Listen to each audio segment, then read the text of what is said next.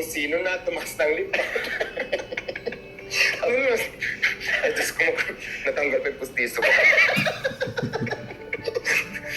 Parang ganun, alam mo, yung nakaka-stress din nun kasi tao lang din naman ako, Mami Uji. Nasasaktan din ako, may emosyon din ako. Kaya lang, dinididma ko na lang kasi isip-isip ko, ganun siguro talaga ang social media, may ginagawa kang tama or masama, may basher talagang kasama. Sabi ko, ang iniisip ko na lang dyan, wala naman siguro ang yung mga basher na yan sa buhay ko. Kasi at the end, ako pa rin naman yung maghahanap ng pagkain ko eh. Ako pa rin naman yung magbabayad ng mga bills ko sa tubig at saka sa kuryente. Kaya siguro, pinasok ko yung social media, didman na lang sa mga basher, wala na ako pakalam kung ano man ang comment mo. Basta ang alam ko sa sarili ko, lumalaban ako ng patas at wala akong ginagawang masama.